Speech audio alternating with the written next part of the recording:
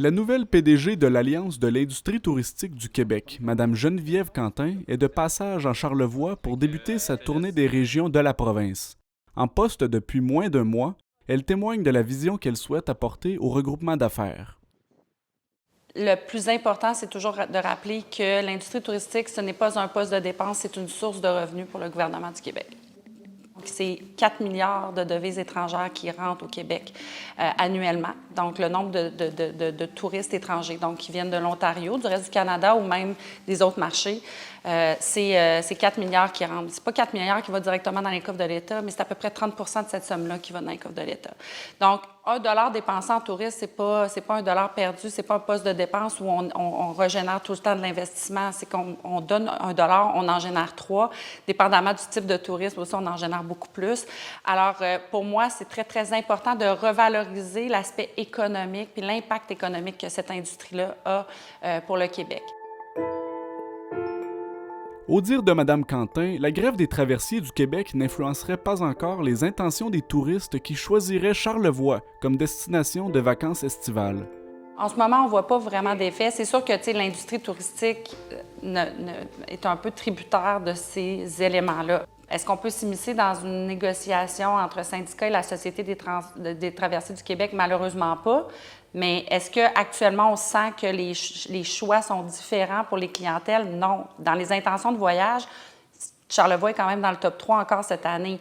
Donc, il n'y a pas de différence. La seule différence, c'est qu'on invite naturellement les clientèles à préparer peut-être davantage leur voyage, c'est-à-dire de... Vous dites qu'il n'y a pas d'impact au niveau du tourisme sur les low-coudres? Non, non, je ne dis pas qu'il n'y a pas d'impact au niveau du tourisme sur les low-coudres. Ce que je dis, c'est que les clientèles, les intentions, les voyageurs vont venir quand même.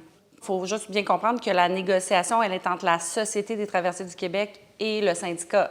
Donc, et une négociation, c'est régi par le Code du travail, donc on ne peut absolument pas rien faire dans cette négociation-là. Par contre, est-ce qu'on peut dire que c'est déplorable? Oui. Est-ce qu'on peut dire que le syndicat a le pouvoir de choisir les moments où il décide qu'il fait la grève? Oui. Donc, pourquoi il le fait pendant la saison touristique? Ça fait mal. Ça fait mal, mais c'est le syndicat qui décide ça. Fait que le message, non, on ne peut pas s'immiscer dans un conflit de travail, mais le message, c'est qu'on invite vraiment les deux parties à s'asseoir le plus rapidement possible à la table de négociation pour ne pas pénaliser nos entreprises touristiques. Puis je dis l'industrie touristique, mais je suis sûr qu'il y a plein d'autres secteurs aussi qui sont impactés aussi. Donc, on invite vraiment les deux parties à s'asseoir le plus rapidement possible ensemble puis trouver des solutions. Nous, c'est des choses qu'on a transmises à Mme Greta Bédard de la STQ, nos préoccupations. Tourisme Charlevoix et l'Alliance de l'industrie touristique du Québec se disent conscients des répercussions du tourisme sur la crise du logement qui sévit en Charlevoix. C'est certain que dans Charlevoix, nous, on a commandé une étude sur les résidences de touristes là, déjà il y a quelques années. Puis ce qui sortait de l'étude, c'est qu'en termes de ratio d'Airbnb puis d'hébergement collaboratif versus les logements privés, on avait vraiment le plus haut taux au Québec de nombre d'hébergements commerciaux versus d'hébergements résidentiels et de loin. Fait que c'est certain qu'on a un enjeu. Mais justement, suivant la planification stratégique, c'est un peu le rôle qu'on a pris Tourisme Charlevoix de trouver puis de s'attaquer au goulot d'étranglement qui a un impact sur la population locale parce qu'on veut justement assurer cette saine cohabitation-là. Puis ce qu'on a fait dès l'automne passé, c'est puis ça s'est poursuivi cet hiver, c'est qu'on a rencontré le Conseil des maires de la MRC de Charlevoix, MRC de Charlevoix-Ouest, justement pour dire les résidences de touristes, c'est un acteur important de l'industrie, tu sais, ça fait partie de notre modèle, ils ont leur rôle, puis tout ça. Mais à quelque part, il y a une limite aussi là, par rapport au logement privé, puis tous ces éléments-là. Fait qu'on invitait vraiment, ce qu'on a fait avec les municipalités, c'est on les a vraiment sensibilisés sur le phénomène. Puis après ça, on les invitait vraiment à mettre en place sur leur territoire de la réglementation pour trouver justement ce saint équilibre-là. Fait qu'on est très, très, très sensible à ce que vous dites parce qu'on est en rareté de main-d'œuvre. Cette main-d'œuvre-là a besoin d'être logée. Fait qu'il n'y a pas d'avenir pour notre industrie s'il n'y a pas de logement. La présidente directrice générale affirme également se sentir concernée par l'importance du tourisme durable pour l'avenir de l'industrie au Québec.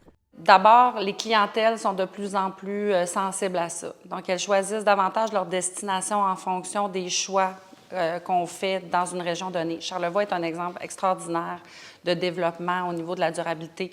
Hier, j'expliquais, je ne me rappelle plus à qui, mais je disais, tu sais, quand tu vois le festif, là, bien, je pense que le festif, sincèrement, moi, j'étais dans les festivals événements, là, puis j'étais la directrice du programme Festival événements au ministère du Tourisme à l'époque. Quand le festif est venu au monde, là, c'était le premier qui permettait de recharger des bouteilles au lieu d'acheter des bouteilles en plastique. Puis, tu sais, ça, c'est comme, on parle de peut-être une dizaine d'années, mais c'était précurseur.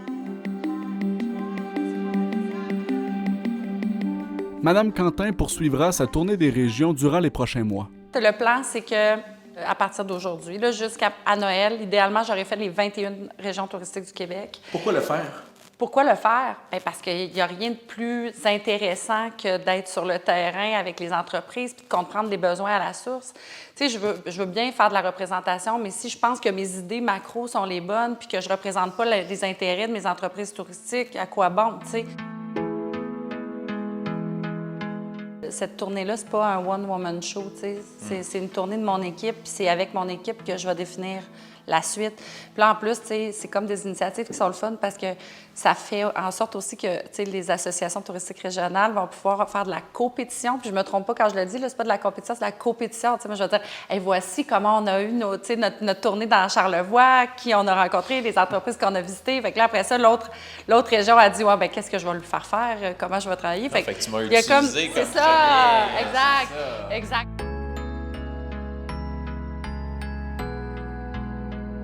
C'est une citation que je dis souvent, mais c'est Boileau qui disait « Ce qui se conçoit bien s'énonce clairement et les mots pour le dire viennent aisément. » D'être sur le terrain, de comprendre la réalité, t'es davantage capable de l'amener. Merci beaucoup de vous aider. L'Alliance de l'industrie touristique du Québec regroupe plus de 12 000 entreprises.